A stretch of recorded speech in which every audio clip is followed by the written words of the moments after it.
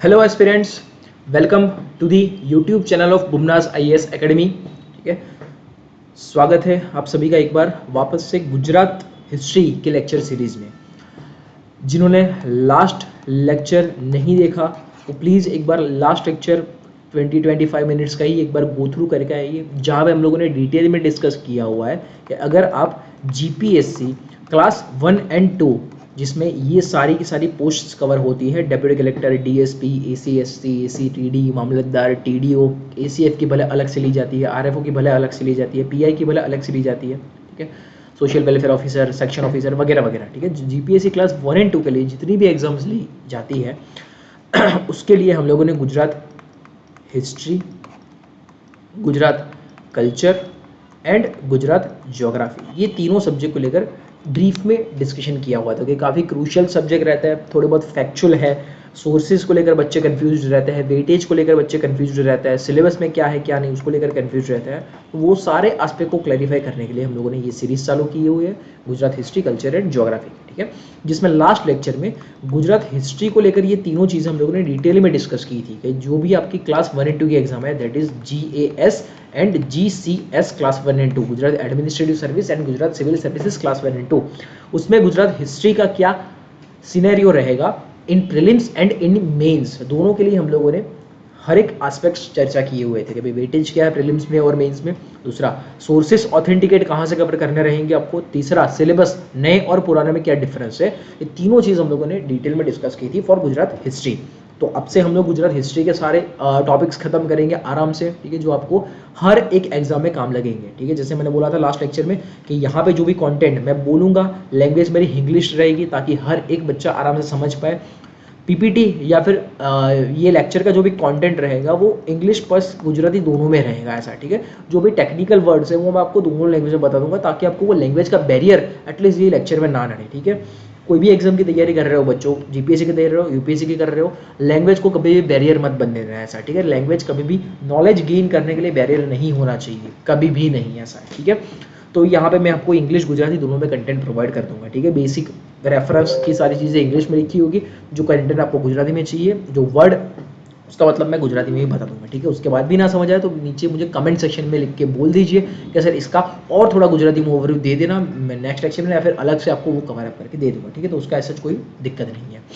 चलिए, तो हम लोग चालू करेंगे गुजरात हिस्ट्री से। और एक चीज़ लास्ट लेक्चर में जो डिस्कस की थी कि आप जो भी कंटेंट कर रहे हो, जो भी प्रिपरेशन कर रहे हो, जो भी टॉपिक पढ़ रहे हो, वो टॉपिक आपके 4 स्केल से गुजरना चाहिए। फर्स्ट, आपने कोई भी लेक्चर से वो टॉपिक के बारे में पढ़ लिया। सेकंड, वो टॉपिक को लेकर एक ऑथेंटिकेट सोर्सेज से आपने उसका रीडिंग कर लिया। यहाँ तक बात आपकी प्रिपरेशन की खत्म नहीं होती, रीडिंग करने के बाद उसके आपको पीवाईक्यू एनालिसिस भी करने पड़ेंगे, तो आपको पता चलेगा कि भाई इस तरीके से कंटेंट पूछा जा रहा है। And last is practice questions भी आपको वो टॉपिक के लिए करने पड़ेंगे ऐसा है। ठीक है, तो ये 4 स्टेज से जब भी आपका एक टॉपिक आपके प्रिपरेशन गुजरेगी ना, तभी आपका एक कंप्लीट प्रिपरेशन का साइकिल खत्म हुआ माना जाता है। ठीक है, नहीं तो जनरली बच्चे क्या करते हैं कि सिर्फ लेक्चर सुन लिया, फिर एग्जाम देने जाता है और बोलते हैं कि भाई अच्छी नहीं गई, कुछ समझ नहीं आया, ये तो सब लेक्चर में तो सुना था पर पता नहीं क्यों टिक नहीं हुआ, रॉन्ग हुआ।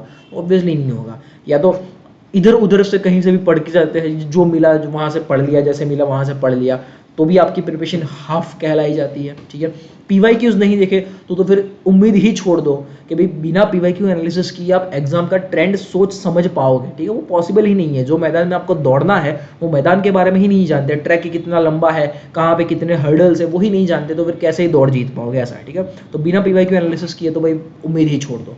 ठीक है, ये गलती कभी भी मत करना। और चौथा, जो मतलब बोलते हैं कि last piece of the puzzle, वो आपका रहता है प्रैक्टिस क्वेश्चंस के। ये सारे तीनों चीज़ें कर लिया तो बस वो एक लास्ट गैप रहता है, प्रैक्टिस कर लो इनफ क्वेश्चंस की, तो क्या सॉर्टेड रहेगी आपकी तैयारी ऐसा। ठीक है, यहाँ पे मैं आपको ये चारों एस्पेक्ट में से 75 एस्पेक्ट्स कवर करा के दे दूंगा। ठीक है, लेक्चर्स में ले ही रहा हूँ, रीडिंग वाला ऑथेंटिकेट मटेरियल मैं आपको वहाँ से ही सारी चीज़ें कवर अप करके लेक्चर्स ले रहा हूँ। ठीक है, आपको बस इसी की पीपीटी या फिर इसी की पीडीएफ में जो मैं बना के दूंगा वो आपको पढ़ने की जरूरत रहेगी। ठीक है, पीवाईक्यूज मैं आपको टॉपिक बाय टॉपिक यहाँ पे डालता रहूँगा। जैसे ये पहला लेक्चर अभी आज हम लोग लेंगे प्री हिस्ट्री और प्रोटो हिस्ट्री का, तो नेक्स्ट लेक्चर के स्टार्टिंग में इसी के पीवाई को डिस्कस करेंगे ऑब्वियसली, ठीक है। तो 3 चीज़ें तो मैं आपको 4 में से ऑलरेडी कवर करके दे रहा हूँ, ठीक है। चौथी चीज़ आपकी जिम्मेदारी है, प्रैक्टिस क्वेश्चंस कहीं से कुछ के करने पड़ेंगे ही पड़ेंगे, ऐसा है, ठीक है। ना मिले तो मुझे बोलना, पर खोजने की ट्राई करना ज़रूर एक बार के लिए कि भाई कहाँ से खोजे, कैसे खोजे, सर समझ नहीं आ रहा है, मुझे कमेंट सेक्शन में बोलो, ठीक है, कि भाई मिल नहीं रहे सर, प्रैक्टिस क्वेश्चन कैसे करें, तो उसका भी सोल्यूशन लाएंगे सर, ठीक है। पर इस तरीके से प्रिपरेशन आपकी करनी बनती है हर एक सब्जेक्ट को लेकर, सिर्फ गुजरात हिस्ट्री की बात नहीं कर रहा हूँ, हर एक सब्जेक्ट को लेकर, ठीक है। चलिए तो स्टार्ट करते हैं हम लोग गुजरात हिस्ट्री से। अब जब भी ऑब्वियसली हिस्ट्री की बात आती है तो हम लोग बात करते हैं पास्ट टेंस की, कि भाई पहले ये हो चुका था, आज़ादी के टाइम पे ये हुआ था, या फिर जब इंसान गुफा में रहता था तब ये हुआ था। तो ऑब्वियसली जब हिस्ट्री की बात करते हैं तो एक ही चीज़ की बात आती है कि भाई पास्ट में क्या हुआ था, ठीक है। अब जब पास्ट में क्या हुआ था तो पास्ट में तो भाई हज़ारों इवेंट होती है बच्चों। वो हज़ारों इवेंट को समझने के लिए सबसे बेसिक, सबसे फॉरमोस्ट चीज़ है जो आपको पता होनी चाहिए, उसकी सबसे सिंपल से सिंपल टाइमलाइन, ठीक है।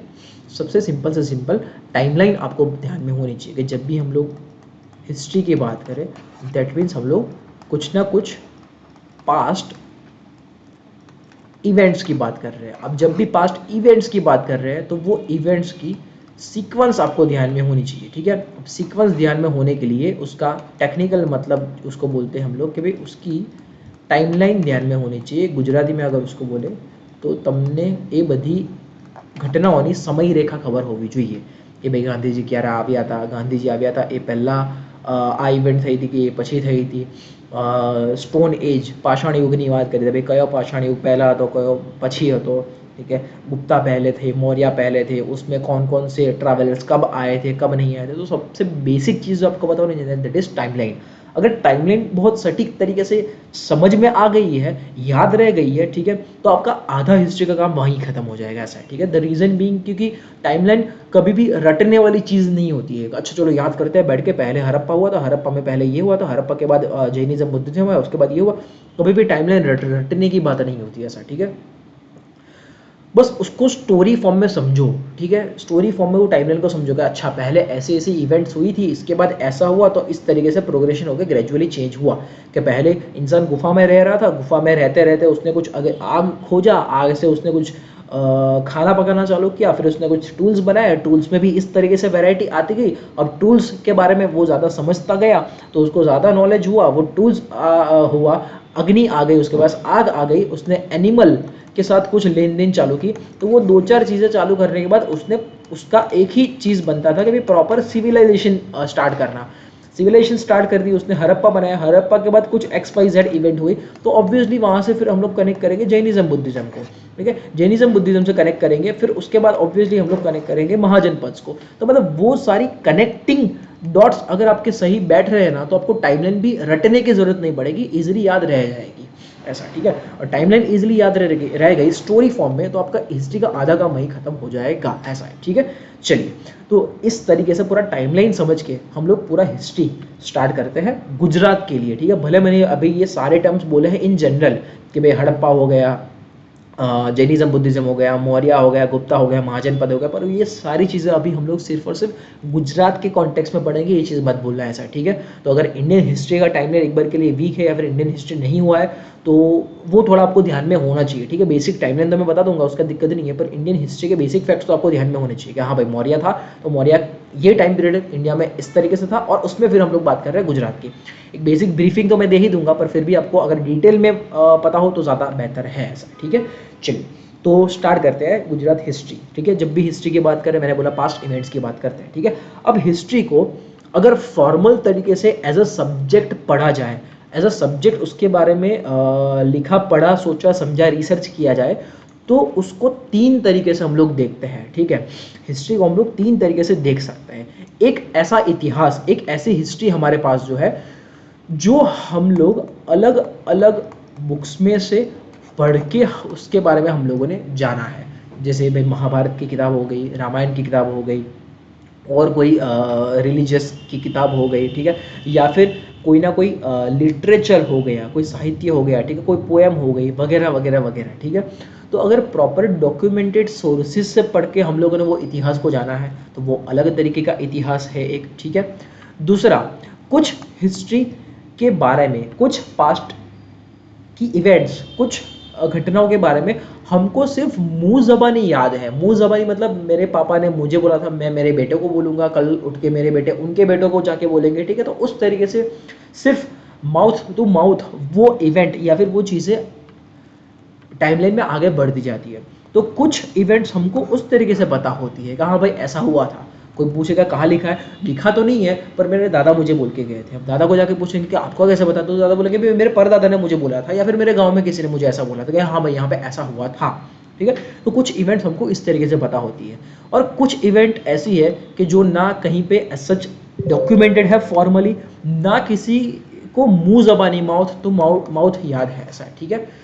और वो सारी इवेंट्स हमको एक ही तरीके से पता चल सकती है उसके आर्कियोलॉजिकल एविडेंसेस से, ठीक है, कि हाँ भाई यहाँ पे अगर ये ज़मीन में घड़ा हुआ ऐसा कुछ XYZ पत्थर मिला है, कुछ टूल्स मिला है, कुछ पॉटरी मिला है, कुछ किसी का हड्डी वड्डी मिला है, फॉसिल्स मिला है, तो इससे हम लोग अनुमान लगाते हैं साइंटिफिक क्या बोलते हैं रिसर्च से कि हाँ भाई ये टाइम पीरियड में ऐसा ऐसा कुछ हुआ होगा, ठीक है। तो इतिहास को जानने के लिए अलग अलग सोर्सेस है। इन शॉर्ट सारे सोर्सेज के बारे में मैंने आपको बताया कि या तो आप लोग प्रॉपर डॉक्यूमेंटेड फॉर्मेट में जो भी लिटरेचर, जो भी किताब है, उससे इतिहास के बारे में पता लगा सकते हो। उसको हम लोग बोलते हैं हिस्टोरिक एरा, ठीक है। ऑफिशियली हिस्ट्री यहीं से माना जाता है, ठीक है, सॉरी, ऑफिशियली हिस्ट्री यहीं से माना जाता है या फिर यहीं से पढ़ा जाता है जहाँ से वो डॉक्यूमेंटेड है, ठीक है। दूसरा हो सकता है सिर्फ हियरिंग या फिर माउथ टू माउथ, कहीं सुनी बातें पता चल रही है, ठीक है। तो वो आपका होता है जिसके बारे में कोई प्रॉपर एविडेंस वगैरह नहीं मिल रहा है, बस हाँ सुना सुना है ये सारी चीज़। वो होता है प्रोटो हिस्टोरिक एरा, जिसको गुजराती में बोलते हैं आद्य ऐतिहासिक काल, ठीक है। आद्य ऐतिहासिक काल जिन्हें गुजराती में कहवाय छे, इंग्लिश में उसको बोलते हैं प्रोटो हिस्टोरिक एरा। और तीसरा जो मैंने बोला कि जो सिर्फ और सिर्फ आर्कियोलॉजिकल एविडेंस के बेसिस पे अपने नॉलेज में है, उसके अलावा कुछ लिखा पढ़ा नहीं है, कुछ सुना हुआ नहीं है, बस एविडेंस के फॉर्मेट पे है। ज़मीन में गड़ा हुआ कबर मिला हुआ है, ज़मीन में गड़ा हुआ हड्डी मिला हुआ है, ज़मीन में गड़ा हुआ पॉटरी मिला हुआ है, ज़मीन में गड़ा हुआ उनका कोई टूल मिला हुआ है, कुछ भी फॉर दैट मैटर, ज़मीन में गड़ा हुआ उनका टाइप का कपड़ा मिला हुआ है, कुछ भी, ठीक है। तो उसको बोलते हैं हम लोग प्री हिस्टोरिक एरा। गुजराती में जेने कहेवाय छे प्राग ऐतिहासिक काल।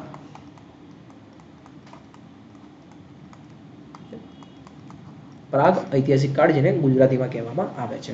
તો આ રીતે હિસ્ટ્રી ઇતિહાસને ત્રણ ભાગોમાં વહેંચી શકાય છે on the basis of evidences kiss તરીકે કે है।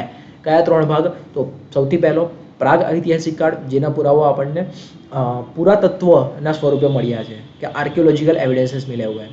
बीजो भाग एनो आद्य ऐतिहासिक काल, प्रोटो हिस्टोरिक एरा, जिसके एविडेंसेस उतने सटीक नहीं है, उतने वीक भी नहीं है, पर हाँ ढंग के थोड़े बहुत एविडेंसेस है। दैट इज प्रोटो हिस्टोरिक काल, गुजराती में जेने कहेवाय छे आद्य ऐतिहासिक काल। અને ત્રીજો ऐतिहासिक काल प्रॉपर કે જેમાં આપણને બધા પુરાવાઓ प्रॉपर डॉक्यूमेंटेड स्वरूपे મળ્યા છે તે। तो इस तरीके से तीन स्केल पे हिस्ट्री को तोड़ा जाता है। अब ये तीनों में हमारा पूरा टाइमलाइन, समय रेखा जिसको बोलते हैं गुजराती में, तो पूरा टाइमलाइन किस तरीके से बाइफरकेट है उसको देखते हैं सबसे पहले, ठीक है। ये टाइमलाइन दिमाग में छाप लो ऐसा, ठीक है। अगर नोट्स लेके साथ में बैठे हुए हो, ठीक है, सॉरी थोड़ा बहुत कंटेंट ओवरलैप हो गया है, उसका दिक्कत नहीं है, ठीक है। हाँ, तो अगर नोट्स लेके साथ में पढ़ने बैठ रहे हो तो पूरा ये टाइमलाइन दिमाग में छाप लो, नोट पे उतार लो कि भाई एंशेंट हिस्ट्री की जब गुजरात के कॉन्टेक्स्ट में बात करेंगे तब हम लोग ये टाइमलाइन को फॉलो करेंगे, ठीक है। एंशेंट हिस्ट्री की जब गुजरात में बात करेंगे तब हम लोग ये टाइमलाइन को फॉलो करेंगे। हाँ, अब यहाँ पे और तीसरा बाइफर्केशन बनेगा आपका, जो भी हिस्टोरिक एरा है उसको और तीन में तोड़ेंगे, दैट इज एंशियंट, मिडिवल और मॉडर्न। प्राचीन इतिहास, मध्यकालीन इतिहास અને અર્વાચીન ઇતિહાસ। तो આ ત્રણમાં પણ તોડીશું આપણે हिस्टोरिक एरा ने, ठीक है। तो एंशियंट, मिडिवल और मॉडर्न। तो अभी हम लोग बात कर रहे हैं सिर्फ और सिर्फ एंशियंट हिस्ट्री से। ऑब्वियसली एंशियंट से चालू करेंगे, टाइमलाइन से चालू करेंगे, ऐसा तो थोड़ी कि पहले मैं आपको आज़ादी दिला दूंगा और फिर हड़प्पा बनाएंगे, ऐसा तो होएगा नहीं, ठीक है। हिस्ट्री है ऑब्वियसली स्टार्टिंग जीरो से स्टार्ट करेंगे। तो अभी एंशिएंट हिस्ट्री करेंगे। एंशिएंट हिस्ट्री में पहले देखेंगे प्री हिस्टोरिक प्रागैतिहासिक काल, बाद में देखेंगे आदि ऐतिहासिक प्रोटो हिस्ट्री, और बाद में देखेंगे हिस्टोरिक एरा में जो भी एंशिएंट वाला कंटेंट है वो। और उसके लिए आपकी एंशिएंट गुजरात की टाइमलाइन रहेगी ये, ठीक है, कि starting from the palaeolithic, mesolithic, neolithic, क्या है सारा डिटेल में चर्चा करेंगे, ठीक है। इसको गुजरात में भी क्या बोलते हैं मैं बताऊंगा, कि भाई पाषाण युग बोलते हैं तो भाई पूरा पाषाण किसको बोलते हैं, मध्य पाषाण किसको बोलते हैं, नूतन पाषाण किसको बोलते हैं, सब मैं बताऊंगा, ठीक है। तो ऐसा नहीं होगा कि आपने कुछ गुजराती किताब से पढ़ा तो आपको कनेक्ट फील नहीं होगा, हर एक चीज़ कनेक्ट फील होगी, उसके लिए टेंशन मत लो ऐसा, ठीक है। तो इस तरीके से कुछ टाइमलाइन आपकी, कि स्टार्टिंग फ्रॉम द पेलियोलिथिक, जिसको इन जनरल ये तीनों स्टेजेस को बोला जाता है पाषाण युग, स्टोन एज, गुजराती इंग्लिश जो भी जिसमें भी आपको कहा सुना पड़ा हो, और ending at the Vaghela Solanki काल। ये सिर्फ बात हो रही है एंशिएंट हिस्ट्री की गुजरात में, ठीक है, गुजरात में एंशिएंट हिस्ट्री की बात हो रही है। तो ये सारी टाइमलाइन टू टाइमलाइन हम लोग एक एक इवेंट गुजरात हिस्ट्री के कॉन्टेक्स्ट में करते जाएंगे ऐसा, ठीक है। तो जो मैंने आगे आपको ये बाइफर्केशन बताया कि भाई प्री हिस्टोरिक, प्रोटो हिस्टोरिक और हिस्टोरिक एरा, यहाँ पे वो चीज़ कैसे बाइफर्केट होगी, यहाँ पे ये चीज़ बाइफर्केट इस तरीके से होगी कि 5 लाख साल पहले, ठीक है। अब यहाँ पे एक और कैच है कि आपको 2 टर्म ध्यान में होने चाहिए, first is BCE and second is AD। क्या है नहीं बता तो कोई टेंशन की बात नहीं है, ठीक है, यहाँ पे क्लैरिफाई कर लेते हैं, ठीक है, कोई ब्लैंक स्पेस, हाँ, जैसे यहाँ पे क्लैरिफाई कर लेते थोड़ा बहुत, कि अभी हमारा चल रहा है 2025, जिसके बाद हम लोग लिखते हैं AD, ठीक है। इसके पहले चल रहा था 2024, अब AD क्या है, BC क्या है, सब समझाना हो ऐसा, ठीक है। 2 मिनट रुक जाओ। 2025 चल रहा है, उसके पहले था 2024, कुछ साल पहले था 2020, उसके कुछ पहले था 2010, ऐसे चलते जाते भाई 1947 हमको आज़ादी मिली थी, उसके पहले जाए 1857 जहाँ पे रिवॉल्ट हुआ था, उसके पहले जाए 1707 वहाँ पे औरंगजेब मरा था, वगैरह वगैरह, ठीक है। ऐसे करके पीछे चलते जाओगे ना ये टाइमलाइन में, तो एक टाइम आएगा जब आप जीरो पे पहुंच जाओगे ऑब्वियसली, ठीक है।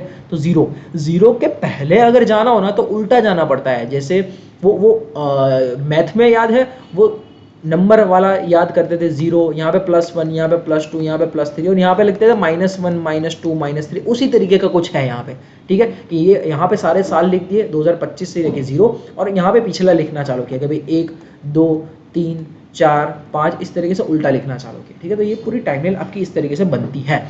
जीरो के बाद का जो भी टाइम पीरियड है ना, जीरो मतलब यहाँ पे जीसस क्राइस्ट का जन्म माना जाता है, ठीक है। क्योंकि जीसस क्राइस्ट के जन्म के बाद ग्रेगोरियन कैलेंडर बना था, और ग्रेगोरियन कैलेंडर के हिसाब से ये टाइमलाइन है। तो जीसस क्राइस्ट, यीशु ख्रिस्त, गुजराती में जाने क्या थे, तो जीसस क्राइस्ट के जन्म के बाद जो भी टाइमलाइन फॉलो की जाती है that is AD, anno domini जिसको बोलते हैं, एना डोमिनी। तो ये पूरा AD वाला एरा चल रहा है जिसमें हम लोग अभी जी रहे हैं। जीसस क्राइस्ट के जन्म के पहले, ठीक है, जो भी टाइमलाइन चल रही थी उसको बोला जाता है BCE, बिफोर क्राइस्ट एरा, ठीक है। इसको इंग्लिश में बोलते हैं, फुल फॉर्म उसका है बिफोर क्राइस्ट एरा। गुजराती में जिसको बोलते हैं ईसवी सन पूर्वे, ठीक है। ईसवी सन पूर्व मतलब जीरो के पहले वाली बात, ठीक है, जीरो के पहले वाली सारी बात। तो इस तरीके से आपकी टाइमलाइन डिवाइड एक तो होती है ऐसा, ठीक है, कि भाई जीरो ईयर में आपका जन्म हुआ था जीसस क्राइस्ट का, उनके पहले that is before Christ era वाला पूरा टाइमलाइन जो पूरा उल्टा चलेगा, क्योंकि जो मैंने मैथ्स में आपको बताया मैथ्स में इस तरीके से चीज़ें चल रही है, ठीक है, सॉरी मैथ्स में इस तरीके से चीज़ें चल रही है, जीरो के बाद +1, +2, +3, +4 इधर लिखते हैं, और उस साइड पूरा उल्टा लिखता है -1, 2, 3, 4 ऐसा है, ठीक है। तो इस यहाँ पे भी ऐसा पूरा उल्टा लिखा जाता है। तो ये है बिफोर क्राइस्ट एरा, ईसवी सन पूर्वे, और जीरो के बाद आएगा AD, एना डोमिनी, इसको गुजराती में सिर्फ ईसवी सन बोलते हैं अपन, ऐसा है, ठीक है। चलो, तो ये सारा का सारा पूरा एंशिएंट वाला आपका बिफोर क्राइस्ट एरा वाला टाइमलाइन है, ठीक है। तो उसमें कंफ्यूज होना कि भाई 5 लाख से चालू हो रहा है तो ये कम क्यों होता जा रहा है, तो ऑब्वियसली कम ही होता जाएगा ये, ठीक है। जीरो पे आके ये खत्म होगा, फिर जीरो से अपना AD चालू होगा। तो प्रिपरेशन अगर कर रहे हो तो ये तो चीज़ आपको क्लियर होगी, जो नहीं कर रहे हैं ये बेसिक चीज़ समझ ले, ये फंडा ऐसा, ठीक है, कि टाइमलाइन को ग्रेगोरियन कैलेंडर के हिसाब से इस तरीके से डिवाइड किया जाता है ऐसा, ठीक है। तो अपना पूरा गुजरात का ancient history obviously before Christ era, ancient history है तो ऑब्वियसली बिफोर क्राइस्ट एरा की हम लोग बात करेंगे, ईसवी सन पूर्व की बात करेंगे ऐसा, ठीक है। चलो, तो यहाँ पे हमारा गुजरात एंशिएंट हिस्ट्री चालू होता है, जस्ट ए सेकंड, अब ये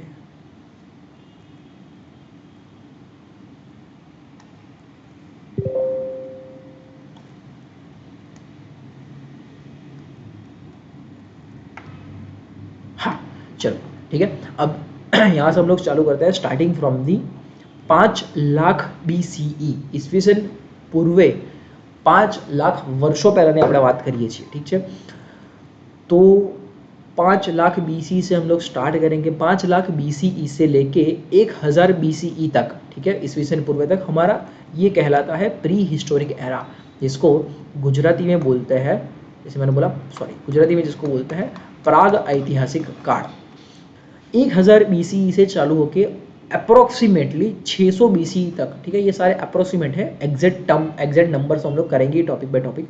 ये कहलाता है आपका proto historic era, that is आद्य ऐतिहासिक काल। और उसके बाद आपका कहलाता है हिस्टोरिक एरा, ठीक है, ऐतिहासिक काल यानी गुजराती में कहेवाय છે। तो यहाँ पे कुछ चीज़ें बाइफरकेट इस तरीके से होती है। प्री हिस्टोरिक प्राग ऐतिहासिक मतलब 5 लाख से 1000 से लेकर 600 तक की अगर बात करें, ठीक है, और थोड़ा ओवरलैपिंग होगा ऑब्वियसली, ठीक है, जैसे ये पूरा 1000 भी नहीं है, एक्चुअल में चालू होता है 2600 के आसपास से 3300 के आसपास से। तो ये आपका प्रोटो हिस्टोरिक एरा, आद्य ऐतिहासिक काल, और बाद में आता है आपका हिस्टोरिक एरा, ऐतिहासिक काल, ठीक है। बाकी की आगे की चीज़ें आराम से एक एक करके डिस्कस करेंगे, ठीक है। एज ऑफ नाउ ये लेक्चर में हम लोग दो चीज़ की बात करेंगे। First is pre historic era, ये क्या है, और दूसरा इज प्रोटो हिस्टोरिक एरा, ये क्या है, ठीक है। तो चलो बात यहाँ से चालू करते हैं प्री हिस्टोरिक एरा। अब प्री हिस्टोरिक एरा की बात करें, जिसको बोलते हैं प्राग ऐतिहासिक काल, जिसमें आपका कवर होता है स्टोन एज, जिसको गुजराती में पाषाण युग बोलते हैं। तो इसका हम लोग गुजरात हिस्ट्री के कॉन्टेक्स्ट में चर्चा करेंगे ये लेक्चर में। तो ये आपका पार्ट 1 रहेगा, ठीक है। और दूसरा आपका पार्ट बी रहेगा proto historic age, that is आद्य ऐતિહાસિક કાળ, કે જેમાં બે વસ્તુઓ આવે છે, સિંધુ ખીણની સંસ્કૃતિ પણ એમાં જ આવે છે, અને બીજો વૈદિક કાળ, अनुवैदिक काल, लेटर वैदिक एरा, वो सारी चीज़ भी उसी में आती है, ठीक है। तो इस तरीके से ये दोनों एज આ બંને કાળમાં આ ત્રણ વસ્તુઓ સમાયેલી છે, કે ભાઈ પહેલામાં પાષાણ યુગ તમારો સમાયેલો છે, અને બીજામાં તમારા સિંધુ ખીણ સંસ્કૃતિ, અને બીજું એની સાથે वैदिक અને लेटर वैदिक काળ તમારો समाયેલો છે, ठीक है। तो ये दोनों चीज़ की चर्चा करेंगे हम लोग ये लेक्चर में, प्री हिस्टोरिक और प्रोटो हिस्टोरिक। टाइमलाइन वाइज अगर आपको ध्यान में हो तो 5 लाख BCE से लेके हम लोग चर्चा करेंगे 600 BCE तक के टाइम पीरियड की, ठीक है, जिसमें आपके ये 6 एस्पेक्ट कवर होंगे, पेलियो, मेसो, नियो, IBC, वैदिक एंड लेटर वैदिक, ठीक है। महाजनपद से पद के बाद हम लोग हिस्टोरिक एरा में नेक्स्ट लेक्चर से चालू करते हैं, ऐसा, ठीक है। चलो तो स्टार्टिंग फ्रॉम दी फर्स्ट वाला पार्ट आपका प्री हिस्टोरिक एरा, प्राग ऐतिहासिक काल, जो आपका 5 लाख BCE से चालू हुआ था और जो आपका 1000 BCE पे खत्म होता है, ठीक है। अब ये प्री हिस्टोरिक एरा, प्राग ऐतिहासिक काल, जिसको स्टोन एज भी बोला जाता है। अब स्टोन एज क्यों बोला जाता है, तो ऑब्वियसली ऐसा आपने देखा सुना पड़ा होगा कि भाई जब पहले हम लोग कुछ एनिमल फॉर्म में थे, बंदर के फॉर्म में थे, ठीक है, वहाँ से धीरे धीरे इवॉल्व होके इंसान के फॉर्म में आए। तो जो अर्ली ह्यूमन बीइंग था, ठीक है, तो पहले की एज का जो इंसान था, वो इंसान पहले जंगलों में रहता था, गुफाओं में रहता था, ठीक है, उतना सिविलाइज्ड नहीं था और उतना प्रॉपर मैनर में सोसाइटी नहीं चलती थी, ठीक है। तो ऑब्वियसली तब अगर इंसान को कोई भी चीज़ करने की ज़रूरत पड़ी, ठीक है, कुछ शिकार करने की ज़रूरत पड़ी, कुछ काटने की ज़रूरत पड़ी, ठीक है, हंटिंग और कटिंग वगैरह वगैरह की कुछ ज़रूरत पड़ी, तो ऑब्वियसली वो कोई ना कोई टूल्स, गुजराती में जेने औजार कहिए छे, तो कोई ना कोई वो टूल्स खोजेगा। जैसे मैं अभी लिख रहा हूँ तो ये पेन मेरे पास टूल है, ठीक है। अभी मुझे अगर कुछ खाना है तो मैं चम्मच का यूज़ करूँगा, ठीक है। कभी अगर मुझे कुछ काटना है तो मैं जो भी काटना है उससे सबसे, अगर लकड़ा काटना है तो मैं आरी का यूज़ करूँगा, सब्जी काटनी है तो मैं चाकू का यूज़ करूँगा। तो मैं कोई ना कोई टूल का टाइम टू टाइम मेरी अलग अलग ज़रूरत के हिसाब से यूज़ करता रहता हूँ, ठीक है। तो इंसान कोई ना कोई टूल्स का यूज़ करता रहता है। तो इनिशियली ऑब्वियसली वो चाकू, पेन, छुरी वो सब तो आया नहीं होगा, तो इंसान ने उसके सामने जो भी दिखा उससे कामकाज लेना चालू किया, ठीक है। कहीं दूर मुझे कोई चीज़ को मारना है, एम करना है, तो पास में पत्थर पड़ा हुआ है, पत्थर को लो और दूर उसको एम करो, ठीक है। जो भी पंछी है, जो भी जानवर है, तो भी एज अ टूल उसने सबसे पहले उसके सामने जो भी चीज़ दिखी, ऑब्वियसली इट वॉज अ पत्थर, स्टोन, तो उसका यूज़ करना चालू किया, ठीक है। अब वो स्टोन का यूज़ करते करते उसने वो पत्थर को अलग अलग तरीके से यूज़ करना चालू किया, ठीक है।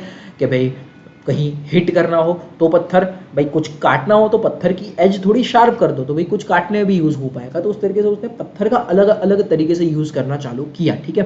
तो उस रीज़न से ये पूरे प्री हिस्टोरिक एरा, प्राग ऐतिहासिक काળને આપણે गुजरातीમાં पाषाण युग या तो फिर इंग्लिश में इसको स्टोन एज बोलते हैं। द रीज़न बीइंग कि भाई वो टाइम पीरियड में इंसान स्टोन का एज अ टूल यूज़ कर रहा था कोई भी चीज़ के लिए, कटिंग के लिए, हंटिंग के लिए, शार्पनिंग या फिर कुछ भी XYZ पर्पस के लिए वो स्टोन पे निर्भर था, डिपेंडेंट था, ठीक है। तो वो स्टोन एज भी 3 और एजेस में बांटा जाता है, ठीक है।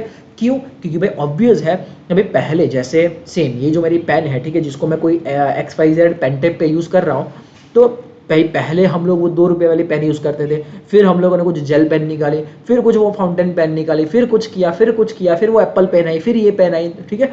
तो वो टूल में भी तो हम लोग इवॉल्व करते गए ना, ठीक है। पहले वो बहुत बेसिक पेन थी, वो 1 रुपये 2 रुपये वाली आ रही थी, ठीक है। फिर वो पेन में भी तो हम लोग चीज़ें धीरे धीरे इवॉल्व करते गए, कुछ नई नई टेक्निक लाते गए। तो उसी हिसाब से ये जो भी स्टोन टूल्स का इंसान यूज़ कर रहा था, उसमें भी धीरे धीरे उसने इवोल्यूशन लाया, ठीक है। कि भाई पहले सिर्फ सेम साइज एंड शेप के बनते थे, फिर साइज एंड शेप उसकी अलग की, फिर पीछे कुछ हैंडल लगाना चालू किया, फिर कुछ अलग अलग तरीके के एजेस निकालना चालू किया, उसको अलग अलग तरीके से यूज़ करना चालू किया। कि अगर जानवर का चमड़ी काटना है तो अलग तरीके का टूल, अगर बोया हुआ पौधा काटना है तो अलग तरीके का टूल, ठीक है। अगर कुछ पेड़ की पत्ती वगैरह काटनी है, फिर उसको बार्क थर्ड जने के जैसे छाल, तो वो काटना है तो अलग तरीके का टूल। तो टूल के यूज में भी वो एनहांसमेंट, कुछ ना कुछ अपग्रेडेशन करते गया। On the basis of those upgradation हम लोग ये स्टोन एज को भी 3 पार्ट में तोड़ते हैं। कि जहाँ पे वो सबसे बेसिक टूल्स का यूज कर रहा था, दैट इज પેલિયોલિથિક એજ, પ્રાચીન પાષાણ યુગ ગુજરાતીમાં જેને કહેવાય તે, ઠીક છે। લખેલું છે ગુજરાતીમાં પણ તમને બતાવું, આ રહ્યું અહીંયા લખેલું છે, ઠીક છે। તો उसको बोलते हैं पेलियोलिथिक एज। पेलियो मतलब प्राचीन, लिथिक मतलब स्टोन या फिर लिथ मतलब पत्थर से रिलेटेड कोई चीज, and age that is card. तो पेलियोलिथिक एज जहाँ पे वो बहुत बेसिक तरीके से पत्थरों का वो यूज करता था। आफ्टर दैट उसने वो टूल्स में कुछ ना कुछ एनहांसमेंट किया, उसका यूसेज को और ज़्यादा वेराइटी वाला बनाया, ठीक है। पीछे कुछ हैंडल लगाया, फिर आगे की एज कुछ शार्प की, वगैरह वगैरह वगैरह, ठीक है। ऑब्वियसली वो एनहांसमेंट या फिर अपग्रेडेशन से आप समझ जाओगे। तो वो टाइम पीरियड को हम लोग बोलेंगे मेसोलिथिक एज, ठीक है, मध्य पाषाण युग। ये इधर लिखा हुआ है गुजराती में भी, ठीक है। और तीसरा वाला एज है आपका नियोलिथिक एज, कि भाई वहाँ पे सबसे एडवांस टूल वो यूज़ करता था, ठीक है। सबसे advance tool on the of the obviously stone से ही बने हुए, भले एडवांस टूल थे पर वो पत्थर से ही बने हुए टूल्स थे ऑब्वियसली, ठीक है। तो बहुत एडवांस टूल यूज़ किए उसने नियोलिथिक एज में। तो ऐसा नहीं है कि वो कोई क्लियर कट बाइफर्केशन है कि हाँ भाई पहले ऐसे पत्थर फिर ऐसा पत्थर, नहीं, सारा का सारा वो इवोल्यूशन उत्क्रांत तीनों पार्ट से બધું એવું છે, ठीक है। तो पहले पेलियोलिथिक, इसमें बहुत बेसिक तरीके के टूल्स यूज़ किए उसने पत्थर से बने हुए, फिर उसमें से कुछ अपग्रेडेशन लाया, अलग अलग तरीके के पत्थर यूज़ किए और अलग अलग तरीके से यूज़ किए, तो वो मेसोलिथिक। और बहुत ही एडवांस लेवल पे छोटे बड़े हर एक काम के लिए अलग अलग टूल, भाई आलू काटना है तो अलग, चमड़ी काटना है तो अलग टूल, ठीक है, ये करना है तो अलग टूल, पौधा काटना है तो अलग टूल, अलग अलग साइज का टूल, अलग अलग एज का टूल, प्रॉपर हैंडल के साथ प्रॉपर ग्रिप बनी रहे, उस तरीके से प्रॉपर एडवांस लेवल के उसने पत्थर से टूल्स बनाए इन नियोलिथिक एज।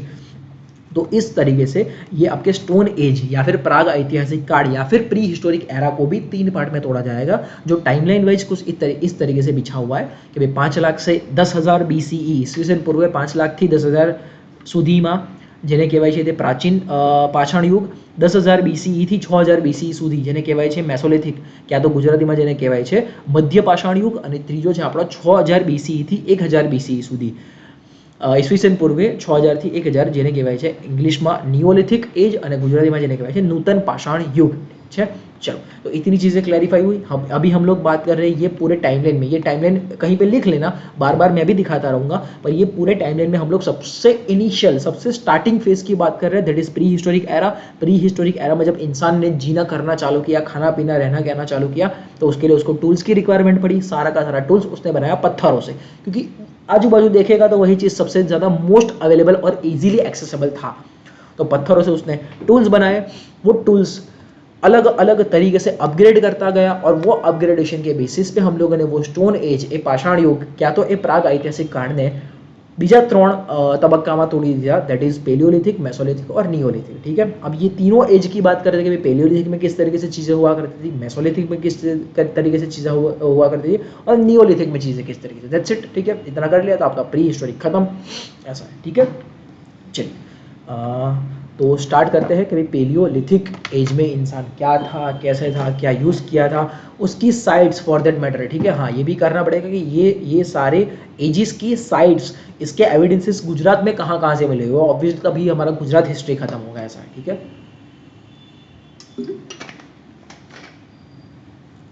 चलो, तो हम लोग स्टार्ट करते हैं। पेलियोलिथिक एज प्राचीन पाषाण युग थी।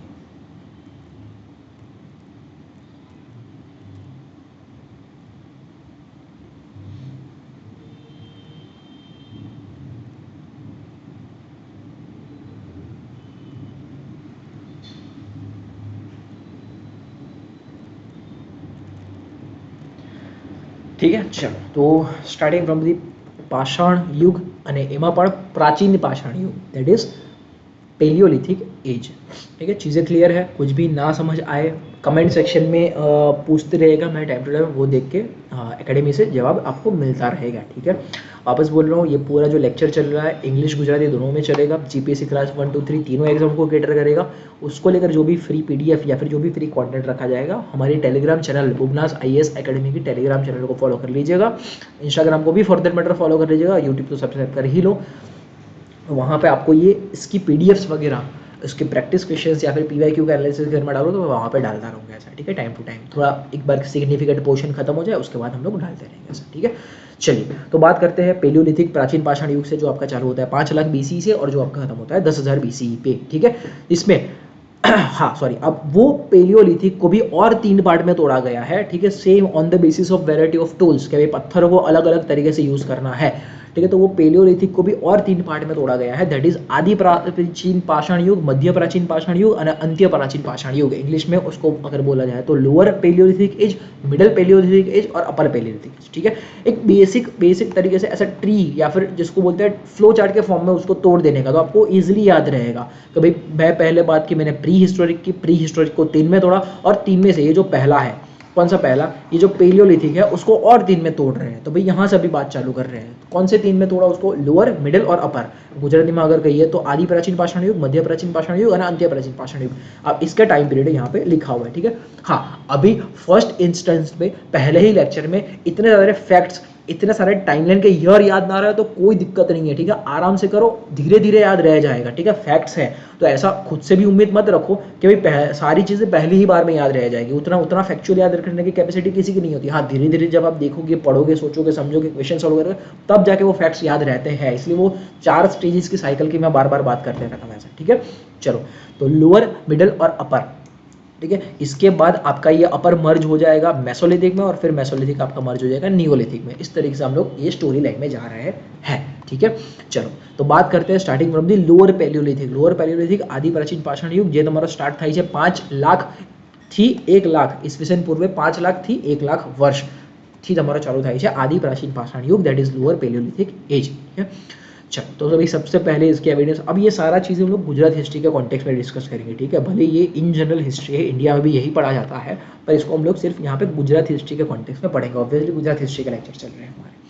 ठीक है, चलिए तो भाई इस चीज़ के लोअर पेलियोलिथिक एज में भाई कहाँ पे क्या था, इसके सबसे पहले एविडेंस रॉबर्ट ब्रूस फूट करके एक जियोलॉजिस्ट थे, उनको 1893 में वडोदरा के बीजापुर से इनको सबसे फर्स्ट एविडेंसेस मिले थे। ठीक है, कि ये आपका वडोदरा जिला है। सेम आप गुजरात का मैप आपको ध्यान में होना चाहिए। गुजरात के मैप में अलग अलग जिले, ब्लैंक मैप में भी आपको एक बार के लिए ध्यान होने चाहिए कि भाई ये बात करें तो ये वडोदरा होगा, ये बात करें तो ये भरूच होगा, ये सूरत होगा, ठीक है, ये कच्छ होगा, ये बनासकांठा होगा जो अभी टूट चुका है 2 में। ठीक है, बनासकांठा और वावथराड 2 में ये टूट चुका है ऐसा। ठीक है, टूट बाइफरकेट हो चुका है ऐसा। ठीक है, तो ध्यान में होना चाहिए कि भाई ये आपका राजकोट है, ये आपका भावनगर है, ठीक है, ये आपका जामनगर जो भी है वगैरह वगैरह। ठीक है, ये गिर सोमनाथ, ये पोरबंदर, पाटन, सब आपको ध्यान में होना चाहिए। जिले नहीं ध्यान में हो कोई टेंशन की बात नहीं है। ठीक है, एक ब्लैंक मैप प्रिंट करा लो या फिर एक जिले वाला मैप गूगल मैप से गूगल से खोज लो, उसकी प्रिंट निकाल कर रख लो जहाँ पे जिले के नाम एटलीस्ट लिखे हो। ठीक है, चलो तो वडोदरा जिले में यहाँ पे बीजापुर पड़ता है, तो बीजापुर में आपको सबसे वेरी फर्स्ट एविडेंस 1893 में बीजापुर से मिले हुए थे। कौन से टाइम पीरियड के, तो ऑब्वियसली आदि प्राचीन पाषाण युग या फिर लोअर पेलियोलिथिक। ठीक है, और आफ्टर दैट सबसे मैक्सिमम एविडेंसेस जो हमको मिले हुए हैं ना, ये सारे के सारे हिस्टोरिक एरा के, प्री हिस्टोरिक एरा के, वो हमको मिले हुए મહેસાણા के लांगड़ज। મહેસાણામાં લાંગડજ કરીને एक गांव है, वो लांगड़ज विलेज से हमको सबसे ज़्यादा एविडेंसेस मिले हुए हैं हर एक टाइम पीरियड के ऐसा है। ठीक है, तो this is a very prime site evidence के कॉन्टेक्स्ट में। एक 11 मड़िया था तो वो अपने को मिले थे 1941 में मिले थे। ठीक है, 1941 में मिले यहाँ से, 1893 में मिले यहाँ से। ठीक है, अपार्ट फ्रॉम डेट मही रिवर साइड से भी हमको ये लोअर पेलियोलिथिक टाइम पीरियड के एविडेंसेस मिले हुए हैं। ठीक है, मही रिवर जैसे आपकी जाती है वडोदरा से ही आपकी पास होती है मही रिवर, और कहीं से निकल के आती है, वो ज्योग्राफी में चर्चा करेंगे कहाँ से निकल के आती है, कहाँ आ जाती है। तो मही रिवर आपकी यहाँ पड़ती है। बेसिक रिवर अभी आपको बता दूँ तो आपको ध्यान में रहेगा चर्चा के दौरान। मही रिवर मोस्टली वडोदरा के रीजन में याद रखना, ये सूरत है तो सूरत वाले रीजन में याद रखना तापी, ये भरूच है, भरूच वाले रीजन में याद रखना नर्मदा। ठीक है, और ऊपर अहमदाबाद, यहाँ पे ये पूरा आपका अहमदाबाद है, तो अहमदाबाद से पास होकर जाएगी आपकी साबरमती, ठीक है। तो ये 4 रिवर एज ऑफ नाउ ध्यान में रखना, क्योंकि ये चारों के बारे में चर्चा करेंगे कहीं ना कहीं, ठीक है। तो ये मही रिवर के आसपास वाले एरिया में से हमको एविडेंसेस मिले हैं। एविडेंसेस के तौर पे क्या मिलता है हमको, तो क्या मिलता है, तो मोस्टली ये पत्थर के बने हुए अलग अलग टूल्स मिलता है, दिखाऊंगा फोटो, ये देखो कुछ कुछ फोटोज़ है, वो दिखाता रहूँगा। तो पत्थर के बने हुए कुछ कुछ टूल्स मिलता है। वो लोग जो अलग अलग बर्तन यूज़ करते थे, जिसको बोलते हैं पॉटरी, तो अलग अलग बर्तन टूटे फूटे मिलता है, तो वो मिलता है, ठीक है। अगर उन्होंने घर वर बना के रखे, किले विले बना के रखे हैं, तो उसकी हमको ब्रिक्स मिलती है, ठीक है। ईटा, जिसको ईंट गुजराती में जाने क्या है, तो उसकी ब्रिक मिलती है, कुछ स्ट्रक्चर मिलता है। फॉर दैट मैटर कुछ ना कुछ क्या बोलते हैं उसको, कबर, ठीक है। कुछ घड़े हुए मुर्दे भी मिलते हैं, कबर मिलते हैं, ठीक है, जहाँ पे मुर्दों को गढ़ा गया है एज अ लास्ट रिचुअल्स, तो वो मिलता है, ठीक है। उनकी डेड बॉडीज, जिसको बोलते हैं फॉसिल्स। तो ये सारी चीज़ें एविडेंसेस के तौर पे मिलती है, ठीक है। फिर कैसे पता लगाएंगे, तो ऑब्वियसली आपको जो साइंस एंड टेक में पढ़ने आता है कि C14 कार्बन डेटिंग, ठीक है। ये टेक्निक से आपको देखो पता लगता है कि ये सारी चीज़ें, ये पत्थर का टूल में इधर उधर जो भी किया गया है वो कितने टाइम पीरियड पहले का था, ठीक है। ये जो डेड फॉसिल्स मिले हुए हैं, इंसानों की हड्डी वड्डी मिली हुई है, तो वो कितने टाइम पहले की थी, तो वो कार्बन डेटिंग से अपने को ये सारी चीज़ों के बारे में पता चलता है, ठीक है। तो लोअर पेलियोलिथिक एज के हमको 3 जगह से एविडेंसेस मिले हुए हैं, starting from the Bijapur in 1893, after that Mehsana Langhnaj village 1941, and after that Mahi river के आजू बाजू का पूरा एरिया, जहाँ से अपने को लिखा हुआ है कि भाई सच स्टोन टूल्स वर फाउंड, ठीक है। उसके अलावा इन जनरल हमको बहुत सारी जगह से एविडेंसेस मिले हुए हैं। कच्छ में भी इसके एविडेंसेस मिले हुए हैं, डांग जिले में भी इसके एविडेंसेस मिले हुए हैं, वलसाड़ जिले में भी इसके एविडेंसेस मिले हुए हैं, ठीक है। तो in short north Gujarat, central Gujarat, south Gujarat, Saurashtra, Kutch, हर जगह से हमको ये लोअर पेलियोलिथिक टूल्स के एविडेंसेस मिले हुए हैं, ठीक है। तो आ गया यहाँ पे हम लोगों ने महसाणा की बात की तो आपका नॉर्थ गुजरात आ गया, यहाँ पे वडोदरा की बात की तो सेंट्रल गुजरात आ गया, अभी हम लोगों ने डांग और वलसाड़ की बात की, अभी हम लोगों ने कच्छ की बात की, और सौराष्ट्र में भी इन जनरल मिले हुए थे। तो इनकेस ऐसा स्टेटमेंट आए कि भाई लोअर पेलियोलिथिक एज के एविडेंसेस हमको ऑल गुजरात से मिले हुए हैं, तो हाँ भाई इट इज़ राइट कि उसको गुजरात में हर एक जगह से मिले हुए, ठीक है। ये मैं नहीं कह रहा, ये यूनिवर्सिटी ग्रंथ निर्माण बोर्ड कह रहा है, और ये कह रहा है आपका GCERT, ठीक है। तो कुछ भी फैक्ट मैं आपको मेंशन करूँगा वो ऑथेंटिकेट सोर्सेज से ही होगा, तो उसके बारे में ऐसा निश्चिंत रहिए आप ऐसा, ठीक है। चलो हाँ, पर क्या पता चला कि ये सारे के सारे टूल बहुत बेसिक और हैंडमेड थे। हैंडमेड तो ऑब्वियसली तब मशीन खोजा नहीं गया था, पर ये सारे के सारे टूल्स हैंडमेड थे। पत्थरों को ही हाथ से तोड़ तोड़ के कुछ कर करके, और हम लोगों ने अलग अलग टूल्स यहाँ पे बनाए हुए थे। तो बहुत बेसिक लेवल के हैंडमेड टूल्स हमको यहाँ से मिले, ठीक है। किस तरीके के, यहाँ पे जैसे आपको फोटो में दिख रहे हैं कि ये टूल्स जनरली वो लोग यूज़ करते होंगे स्लैशिंग, कुछ ऐसा काटने के लिए, स्लैश करने के लिए, ठीक है। कटिंग के लिए यूज़ करते होंगे, ठीक है। कटिंग किसका, तो भाई मीट, ठीक है, मांस, या फिर बोन, एनिमल की बोन काटने के लिए, एनिमल में से मांस, क्योंकि वही वहाँ का जब इंसान था उस टाइम पीरियड का, वो 2 ही चीज़ों पे निर्भर था। उसको ये बोलते हैं hunting and gathering. Hunting, Hunt कराया, खाया, बात खत्म, ठीक है। यहाँ वहाँ घूमते घूमते खा भाई हंटिंग किया, शिकार किया, खाना खाया, बात खत्म। तो हंटर्स और गैदरर्स बोला जाता है। तो ऑब्वियसली कुछ स्लैश करने में, वो मांस वांस काटने में, ठीक है, बोन्स को काटने में वो यूज़ करता होगा ये सारे टूल्स, ठीक है। अपार्ट फ्रॉम दैट कुछ कुछ टूल्स वहाँ पे 2 साइडेड एज के भी थे, ठीक है। दोनों साइड एज थी कि भाई कुछ टूल्स है तो यहाँ भी एज है उसकी, यहाँ भी एज है, तो भाई वो अच्छे से उसका यूज़ करना, सोचना समझना चालू किया था उसने, ठीक है। कुछ कुछ टूल्स डिग ट्यूबर्स, सॉरी कुछ कुछ टूल्स वो ट्यूबर्स को डिग करने के लिए, ट्यूबर्स एज इन कंदमूल जिसको गुजराती में बोलते हैं। तो ऐसा कुछ ज़मीन में गढ़ा हो, ज़मीन में अगर ऐसा कुछ गढ़ा हो तो उसको निकालने के लिए भी तो कुछ टूल्स लगेगा, ऐसा लंबा कुछ तो टूल लगेगा। तो ट्यूबर कंदमूળ ने કાઢવા માટે જમીનમાંથી એના માટે પણ ટૂલ્સના યુઝ કરતા હતા એ લોકો। અને આના સિવાય कटिंग द ट्रीज, भाई पेड़ को काटने के लिए भी ये टूल्स यूज़ करते होंगे, ऑब्वियस चीज़ है, ठीक है। तो भाई अलग अलग पर्पज़ के लिए वो टूल्स को यूज़ करता होगा, और वो अलग अलग पर्पज़ के लिए उसने ये ऐसे छोटे बड़े, कुछ लंबे नुकीले चौड़े वगैरह वगैरह टूल्स बनाए हुए हैं, ठीक है। बहुत बेसिक है ये। कोई भी टूल में आपको होल्ड करने की कोई प्रॉपर जगह नहीं मिलेगी, और कोई भी टूल में आपको प्रॉपर ग्रिप करने की कोई जगह नहीं मिलेगी ऐसा, ठीक है। हैंडल की तो बात दूर रही, जैसे अभी चाकू अगर आपके घर में है तो चाकू का वो मेटल वाला ब्लेड आगे है और पीछे लकड़े का या फिर प्लास्टिक का हैंडल होगा, तो ये टाइम पीरियड के टूल में ऐसा कोई हैंडल ग्रिप होल्ड का कोई कंसेप्ट था नहीं, और बेसिक लेवल के टूल्स बनाया करते थे। हाँ, पर टूल्स को अलग अलग जगह पे अलग अलग मटेरियल से बनाया गया था, ये हमको एविडेंस मिला हुआ है। उसका रीज़न तो ऑब्वियस है, क्योंकि पूरे गुजरात में हर जगह से मुझे सेम तरीके का या फिर सेम मटेरियल का पत्थर मिले ये तो ज़रूरी नहीं है ऑब्वियसली, ठीक है। तो मुझे कच्छ और सौराष्ट्र से सैंडस्टोन ज़्यादा मिलता था। सैंडस्टोन तो उससे बनाया हुआ है टूल्स, वहाँ के टूल्स के एविडेंसेस उसके हैं, ठीक है। फिर नॉर्थ गुजरात में यहाँ पे क्वार्टजाइट नाम का मिनरल या फिर मटेरियल ज़्यादा मिल जाता, तो उससे टूल्स बने हुए हैं।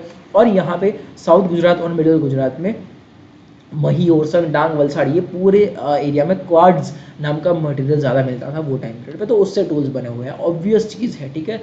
जैसे उसका सब सिंपल सा एग्जाम्पल क्या है, अभी इंडिया की बात करो तो नॉर्थ गुजरात में लोग सरसों के तेल में खाना खाते हैं, क्योंकि वहाँ पे सरसों उगता है और वो बनता है। साउथ गुजरात में साउथ इंडिया में लोग नारियल के तेल में खाना खाता है, क्योंकि वहाँ पे वो ज़्यादा बनता है, वो ज़्यादा उगता है।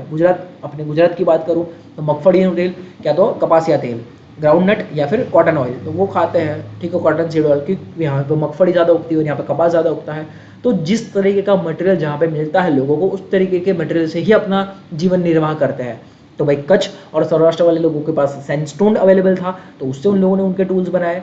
मही, ओरसंग, मिडल मतलब सेंट्रल गुजरात और साउथ गुजरात वालों के पास क्वार्ट्ज अवेलेबल था, तो उससे टूल्स बनाए। और नॉर्थ गुजरात वालों के पास अवेलेबल था क्वार्टजाइट, ठीक है, तो उससे उन लोगों ने टूल्स बनाए। अब ये क्वार्ट्ज में क्या अंतर, क्वार्टजाइट में क्या अंतर, ठीक है, ये आराम से आप खोज लेना अपने हिसाब से, कुछ तो आप करोगे एड ऑन, तो ये करना है ऐसा, ठीक है। तो ये अलग अलग मटेरियल से अलग अलग जगह पे टूल्स बनाए हुए थे ऐसा, ठीक है।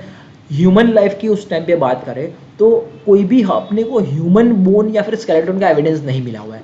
हड़प्पा टाइम के बोन्स मिले हुए हैं, कंकाल मिले हुए हैं, ठीक है। नियोलिथिक के भी कंकाल मिले हुए हैं, पर ये लोअर पेलियोलिथिक टाइम जो बहुत सालों पहले था, ऑब्वियसली 5 लाख और 1 लाख बहुत पहले होता है। 1 लाख साल मतलब बहुत पहले का टाइम पीरियड होता है ऐसा, ठीक है। तो उतने पहले हमको कोई भी बोन्स या फिर स्केलेटन, कोई भी कंकाल अस्थि नहीं मिला हुआ है ऐसा, ठीक है।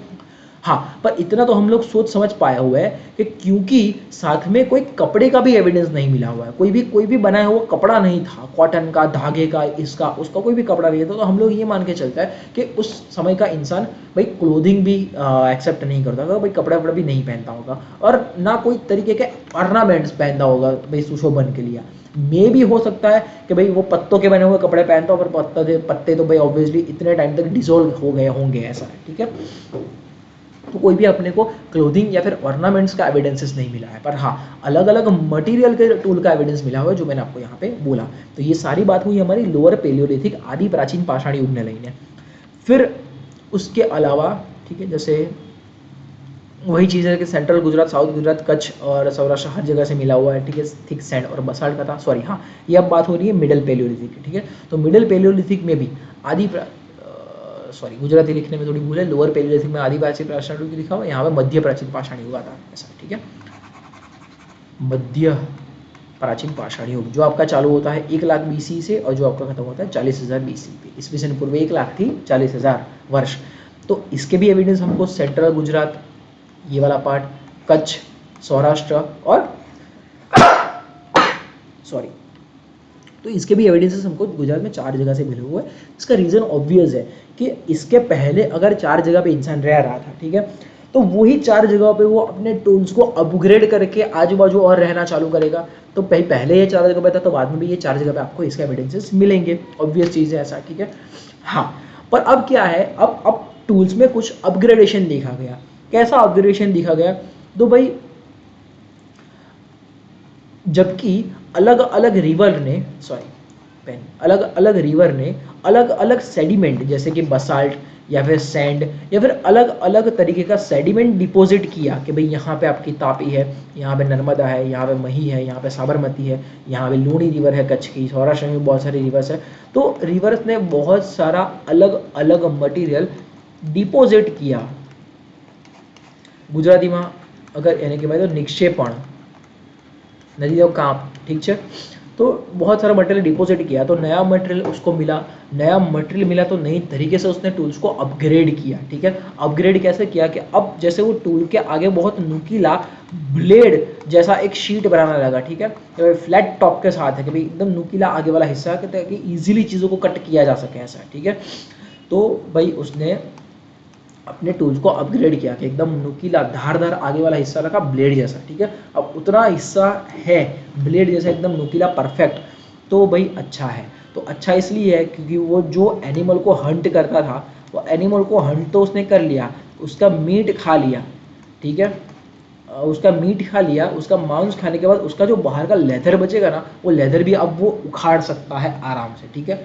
थोड़ा सुनने में या फिर इमेजिन करने में इधर उधर लग सकता है आपको, पर ये हिस्ट्री है तो हिस्ट्री है, ठीक है। इंसान पहले ये चीज़ को करता था तो करता था, ठीक है, उसमें सच कोई दो रहा है या फिर वो फील करने लायक चीज़ नहीं है। हाँ, तो भाई मीट उसने खा लिया भाई एनिमल का, उसके बाद या फिर मीट खाने के पहले वो उसका लेदर, उसका बाहर का चमड़ी भी बहुत प्रिसाइजली निकालने लगा। अब जब वो चमड़ी निकालने लगा, चमड़ी को तो खाएगा नहीं, उस पर वो फर होगा, रोवाटी જેને ગુજરાતીમાં કહેવાય છે, तो चमड़ी पे फर होगा, फर को वो खाएगा नहीं, पर उसने वो फील किया कि भाई बढ़िया है ये फर, तो काफ़ी मोटा है एनिमल का, 1, 2, 2.5, 3 सेंटीमीटर मोटा है, एनिमल टू एनिमल वो चीज़ वेरी करेगी। तो उसने वो सोचा समझा कि भाई इस चीज़ को तो भाई पहना भी जा सकता है, क्योंकि मुझे ठंडी लग रही है रात को, तो रात को अगर मैं इसको पहन लूँगा तो ठंड कम लगेगी, धूप में अगर निकल रहा हूँ मेरे सर पे इसको डाल दूंगा तो मुझे धूप कम लगेगी, बारिश में मैं जा रहा हूँ तो बारिश में इसको ओढ़ के चलूँगा तो मुझे बारिश भीगूंगा कम। तो ये चीज़ उसने सोचना समझना चालू किया ऑन द बेसिस ऑफ उसके नए टूल्स। तो जब नए टूल्स आए तब एनिमल लेदर को उसने अलग करना चालू किया, और वो लेदर के बने हुए उसने कपड़े बहुत इनिशियल बेसिस पे बना के पहनना चालू किया, ठीक है। अलग मटेरियल से तो नहीं बनाया, पर एनिमल लेदर को ही यूज़ करना उसने चालू किया, ठीक है। और उसके अलावा टूल्स को उतना थोड़ा प्रिसाइज किया कि भाई टूल्स को फेंक के भी मारा जा सके, ठीक है। अब कोई एनिमल हिरन है भाई, बहुत भाग रहा है, बहुत क्विक है, तो उसको भाग के मारना शायद पॉसिबल ना हो, पर दूर से कुछ फेंक के अगर उस पर नुकीला चीज़ मारा जाए तो शायद उसका हंटिंग ईजी हो जाएगा। तो उसने अपने टूल्स को उस तरीके से अपग्रेड किया कि भाई फ्रॉम द फार, दूर रह के भी वो एनिमल का शिकार कर पाए, ठीक है। या तो वो एन एरो बनाया होगा या तो फिर ऐसा नुकीला कोई चीज़ मारने लायक बनाया होगा, पर उसने इस तरीके का कुछ अपग्रेडेशन किया। कब? मिडल पेलियोलिथिक एज में, ठीक है, मध्य प्राचीन पाषाण युग में, जिसका टाइम पीरियड था आपका 1,00,000 BC से लेकर 40,000 BC तक का। तो ये उसने किया, ठीक है। अब बोलोगे सर तीसरा भी तो पोर्शन था, लोअर अपर और लोअर मिडल और अपर, वो कहाँ गया, डायरेक्ट ये क्यों आ गया? तो भाई बात अब ऐसी है कि पेलियोलिथिक को हम लोगों ने 3 में तोड़ा था, ठीक है, पेलियोलिथिक को हम लोगों ने 3 में तोड़ा था, लोअर पेलियोलिथिक, मिडल पेलियोलिथिक और अपर पेलियोलिथिक। पर अब बात ऐसी है कि एविडेंसेस ही हमको कुछ इस तरीके से मिले हुए हैं कि अपर पेलियोलिथिक और मेसोलिथिक टाइम पीरियड की काफ़ी सारी चीज़ों में काफ़ी हद तक सिमिलैरिटीज़ है, ठीक है, काफ़ी हद तक सिमिलैरिटीज़ है। तो आपका जो अपर पेलियोलिथिक है वो बहुत ज़्यादा ब्लेंड हो जाता है मेसोलिथिक में, क्लियर कट बाइफर्केशन वहाँ पे कर नहीं पाया, पहले में और दूसरे में तो किया, लोअर में और मिडल में, पर अपर में और मेसो में, ठीक है, अंत्य प्राचीन पाषाण युग अने मध्य पाषाण युग, तो उसमें इन हम लोग उतना ज़्यादा डिफ्रेंशिएट नहीं कर पाए, चीज़ें बहुत सिमिलर से ही दिख रही है ऐसा, ठीक है। तो ये दोनों चीज़ों को साथ में पढ़ता है, सॉरी यहाँ पे हर जगह गुजराती में प्रॉब्लम हो गया है। ये आपका अपर पेलियोलिथिक, अंत्य प्राचीन पाषाण युग, या फिर इसी को समझ लो मध्य पाषाण युग, मेसोलिथिक। टाइमलाइन में अगर दिखाना हो तो दिखा देता हूँ आगे, ताकि आपको वो स्टेप्स क्लियर रहे कि भाई ये चीज़ हम लोग कर रहे हैं प्री हिस्टोरिक एरा। ये प्री हिस्टोरिक एरा में हम लोग बात कर रहे हैं 5,00,000 BC से लेके 1,000 BC तक। ये पूरे प्री हिस्टोरिक एरा पाषाण युग ने 3 भाग में तोड़ाई है पेलियोलिथिक, मेसोलिथिक और नियोलिथिक। पेलियोलिथिक को और 3 में तोड़ा जाता है, लोअर, मिडल और अपर। तो लोअर और मिडल हम लोगों ने कर लिया, अपर को हम लोग मेसोलिथिक के साथ ही मर्ज करके करेंगे ऐसा, ठीक है, क्योंकि सिमिलर सा एविडेंसेस हमको मिला हुआ है, ठीक है। चलो, तो ये आपका पार्ट हो जाएगा अपर पेलियोलिथिक, अंत्य प्राचीन पाषाण युग, या तो फिर मेसोलिथिक, मध्य पाषाण युग। अब इसके भी एविडेंसेस यही भाई साहब को मिले हुए हैं, रॉबर्ट फूट करके जो इंसान था, पर कहाँ से मिले हुए हैं? तो इसके एविडेंसेस उनको मिले हुए हैं साबरमती से। अभी तक हम लोगों ने साबरमती का नाम नहीं सुना हुआ था ऐसा, ठीक है, कि इसके ऊपर महसाणा यहाँ पे है तो लांगड़ज का नाम सुना हुआ था। कच्छ में हम लोगों को एविडेंसेस मिले हुए थे, यहाँ पे डांग वलसाड़ में मिले हुए थे, सौराष्ट्र में मिले हुए थे, ठीक है, पर पहली बार उनको यहाँ पे साबरमती के आसपास भी कुछ ऐसे टूल्स का एविडेंसेस मिला। अब वो साबरमती के आसपास मिला तो ऑब्वियसली नॉर्थ गुजरात का ये वाला पोर्शन कहलाएगा वो, ठीक है। उसके अलावा साउथ गुजरात और सौराष्ट्र में भी ऑब्वियसली उनको इन सब चीज़ों के एविडेंसेस मिले हैं। वो ऑब्वियस था कि भाई यहाँ पे तो वैसे भी पहले भी रह ही रहे थे, सौराष्ट्र में, साउथ गुजरात में तो रह ही रहे थे। अब क्या बता, टूल्स लांगड़ज में भी पहले रह ही रहे थे, ठीक है, पर क्या बता अब टूल्स ज़्यादा हो गए, क्या बोलते हैं, अलग अलग तरीके से टूल्स का यूज़ करने लगे, तो भी यहाँ से थोड़ा यहाँ शिफ्ट हो गए हो, यहाँ से थोड़ा यहाँ शिफ्ट हो गए हो, लांगड़त से थोड़ा साबरमती साइड शिफ्ट हो गए हो, वडोदरा में थे वहाँ से यहाँ शिफ्ट हो गया, क्योंकि भाई वो तो था हंटर और गैदरर, एक जगह पे टिकने वाला इंसान थोड़ी था वो, ठीक है। हंटिंग गैदरिंग, जहाँ पे जैसा खाना मिला वहाँ पे खा के पका के खा गए, ठीक है। खाना नहीं मिला तो भाई खोजते खोजते दूसरी जगह पे चले गए, वहाँ पे खाना खोजेंगे ऐसा, ठीक है। चलो, तो हंटर और गैदरर था इंसान, तो उस रीज़न से अलग अलग जगह पे अलग अलग टाइम पे एविडेंस मिल सकते हैं ऐसा, ठीक है। तो हम लोगों को सौराष्ट्र, साउथ गुजरात, साबरमती, इसके आसपास हमको अलग अलग तरीके के चीज़ें मिली। हाँ, पर यहाँ पे हम लोग ने क्लियर कट डिस्टिंग्विशन डिफरेंस कर पाए किसमें, लोअर पेलियोलिथिक, मिडल पेलियोलिथिक के कंपैरिजन में ये अपर पेलियोलिथिक प्लस मेसोलिथिक के टूल्स में हम लोग क्लियर कट डिफरेंशिएट कर पाए कि भाई पहले वाली चीज़ें ऐसी, बाद वाली चीज़ें ऐसी। तो क्या डिफरेंशिएट कर पाए कि ये जो टूल्स मिले हुए हैं, एक तो पहले हमको क्वार्ट्ज या तो फिर सैंडस्टोन या तो फिर क्वार्टजाइट मटेरियल के टूल मिल रहे थे, अब हमको अकीक नाम का एक मिनरल मटेरियल आता है उसके टूल्स मिलने लगे। तो एक तो ये क्लियर कट डिफरेंशिएशन मिला। दूसरा, पहले वाले टूल्स बहुत बेसिक थे, जैसे यहाँ पे देखो कितने सारे छोटे बड़े टूल्स हैं, पहले वाले टूल्स बहुत बेसिक थे, ऐसा कुछ हैंड ग्रिप जैसा कुछ दिख नहीं रहा, प्रॉपर कुछ शार्प एज जैसा कुछ रेयरली दिख रहा है। पर जब वो मेसोलिथिक में आया तब उसने प्रॉपर माइक्रोलिथ्स बनाना चालू किए। माइक्रोलिथ एज इन बहुत माइक्रो लेवल के, जैसे देखो कितने छोटे छोटे टूल्स हैं, अलग अलग कामकाज के लिए अलग अलग तरीके से टूल बनाना चालू किया उसने। तो माइक्रोलिथ्स बना और हर एक टूल को उसने कोर और फ्लेक दिया, ठीक है। कोर एज इन हैंडल पकड़ने के लिए दिया प्रॉपर, जैसे ये वाला पार्ट पूरा है पकड़ के रखो और आगे से काटना चालू करो ऐसा, ठीक है। सेम ये वाला पार्ट पूरा पकड़ के रखो और आगे से काटना चालू करो। तो पूरी एज शार्प नहीं थी भाई, हैंडल ये प्रॉपर था, जैसे यहाँ पे भी देखो ये पूरा पोर्शन दिख रहा है और आगे ब्लेड जैसा दिख रहा है, तो प्रॉपर हैंडल और फ्लेक देना उसने चालू किया कि शार्प एज का हिस्सा अलग, हैंडल पकड़ने का हिस्सा अलग, ताकि क्या प्रॉपर ग्रिप किया जा सके वो चीज़ को, और प्रॉपर ग्रिप करके जो भी काटना करना हो किया जा सके, ताकि काम ज़्यादा एफिशिएंट और प्रिसाइज मैनर में हो। तो ये काम काज उसने चालू किया अपर पेलियोलिथिक में ऐसा, ठीक है। तो ये चीज़ को थोड़ा ध्यान में रखना। ह्यूमन लाइफ किस तरीके की थी, तो अब उसके पास टूल्स की इतनी ज़्यादा वैरायटी थी ना, तो उसने सोचा कि अब है ना भाई जानवर को मारने के लिए यहाँ वहाँ मुझे भटकना नहीं है ऐसा, ठीक है। इतने ज़्यादा टूल्स अगर मेरे पास है, जानवर मिला तो मैं उसको मार के खाऊंगा, नहीं मिला ना तो आसपास बहुत सारे पेड़ पौधे हैं, किसी में फल अच्छे उग रहे हैं, किसी में पत्ते अच्छे उग रहे हैं, तो मैं या तो पत्तों को तोड़ के खाऊंगा या तो वो फल फूल को तोड़ के खाऊंगा, या तो फिर ज़मीन के अंदर भी बहुत सारी चीज़ें घड़ी हुई है, या तो मैं उसको निकाल के खाऊंगा। तो मैं भाई एक जगह पे सेटल्ड लाइफ रहना चाहता हूँ, मैं इधर उधर भटकना नहीं चाहता। तो वो ऐसे ही कोई टीले पे रहने लगा ताकि एक बेसिक सेफ्टी प्रोवाइड हो पाए, और बाजू में ऐसे नदी गुजर रही हो, तो भाई नियर वाटर बॉडीज वो माउंट्स मतलब टीले पे टेकरी ऊपर रहवा लागियो मानस, ठीक है। तो एक सेटल्ड लाइफ उसने जीना चालू किया ये वाले एज के एंड से ऑलमोस्ट कि हाँ भाई अब थोड़ा बहुत सेटल्ड लाइफ जीते, एक ही जगह पे रहते हैं, ठीक है, एक ही जगह पे रहेंगे, जानवर मिला तो उसको मार के खाएंगे, नहीं मिला तो उसको खाएंगे ऐसा, ठीक है। चलो, अब जानवर की बॉडी को वो प्रॉपर कट और ओपन करने लगा, चीज़ों को माइक्रो लेवल तोड़ के खाने लगा वो ऐसा, ठीक है। इसके अलावा उसके एनिमल की डिशेस में और ज़्यादा वैरायटी ऐड हो गई, ठीक है। जोक्स अपार्ट चीज़ें बहुत सारी ऐड हो गई, शिप, गोट, बफेलो, ऑक्सन, डियर, वापस बफेलोज है, pigs, turtles, fishes, birds, rhinoceros. क्यों भाई इतनी ज़्यादा वैरायटी, तो ऑब्वियसली टूल्स में भी इतनी ज़्यादा वैरायटी है। कोई जानवर की चमड़ी मोटी थी तो पहले वो टूल से शायद नहीं काट पाता था, अब टूल्स की वैरायटी ही उसने इतनी बना ली है कि भाई मोटी चमड़ी वाले एनिमल्स को भी वो मार के खा सके, तो उसकी वैरायटी ऑफ डिशेस बढ़ गई फूड के कॉन्टेक्स्ट में भी, ठीक है। तो ये हुआ। हाँ, दूसरा कि ये टाइम पीरियड के स्केलेटन कंकाल हमको मिले हुए हैं अलग अलग जगहों से ऐसा, ठीक है। स्पेसिफिकली ये कंकाल कैसे मिले हुए हैं कि ये जो कॉर्पस या ये जो कंकाल स्केलेटन था वो उसको स्पेसिफिकली ईस्ट वेस्ट डायरेक्शन में रखा गया था, ठीक है। ईस्ट वेस्ट डायरेक्शन में इस तरीके से, नॉर्थ साउथ ये होता है, ईस्ट वेस्ट ये होता है, तो ईस्ट वेस्ट डायरेक्शन रखा गया था। ये सारे के सारे कंकाल स्केलेटन्स में स्कल में होल था, द रीजन बीइंग कि ऐसे ही इंसान को गाड़ देंगे, सड़ेगा, बदबू मारेगा और कुछ ना कुछ डिजीज या फिर फैलने के चांसेस बनेंगे। उससे अच्छा स्कल में होल कर दो, वो होल के थ्रू सारा मटेरियल निकल जाएगा, जो भी बचा कुछ खून है वो निकल जाएगा, तो कंकाल बस ऐसे ही जस्ट पड़ा रहेगा, वो धीरे धीरे डिजोल्व होता जाएगा, डिसइंटीग्रेट होता जाएगा, सड़ने, बदबू मारने और डिसीज फैलाने तक की बात नहीं आएगी ऐसा, ठीक है। तो सारा मटेरियल उसमें से निकालो, सारी इंप्योरिटीज उसमें से निकाल ली जाती थी, तो ऐसा भी हमको मिला हुआ है, ठीक है।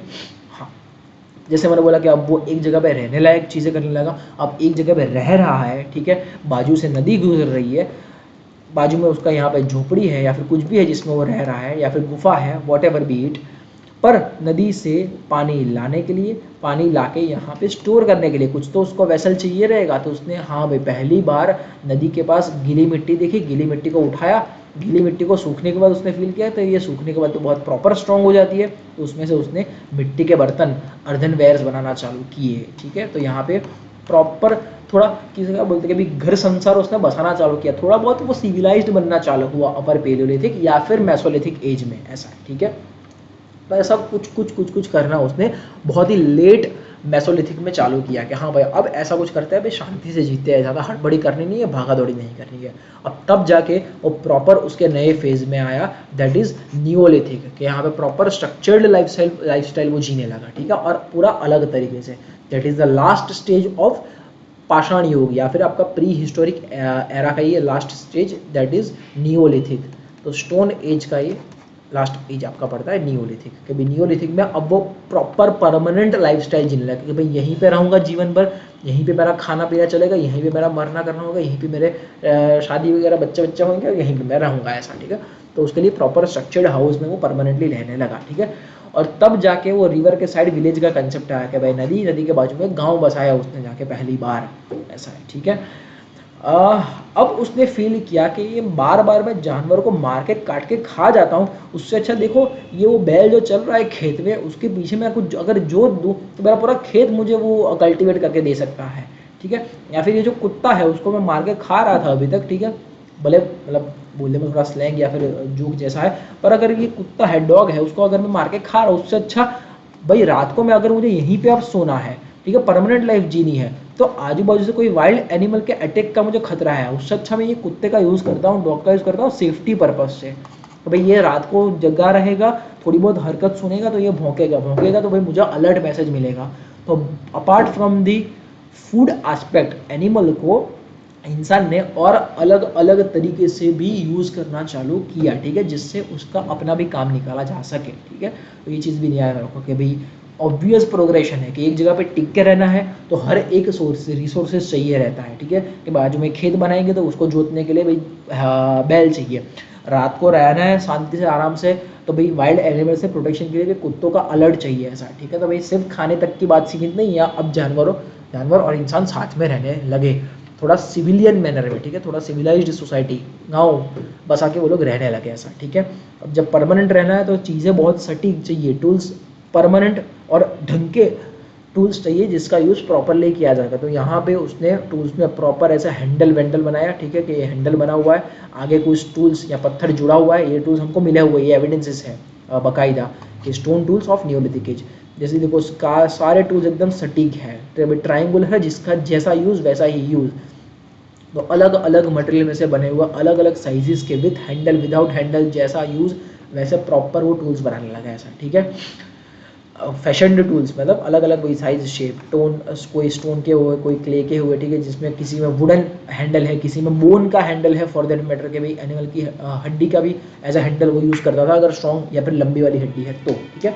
और ये टूल्स का यूज़ वो हर एक तरीके से करता था, ठीक है, ट्रीज को काटने में, कारपेंटरी में, ठीक है, इधर उधर करने में, एग्रीकल्चर में, हर एक तरीके से वो इसका यूज़ करने लगा, ऐसा स्टोन का, ठीक है।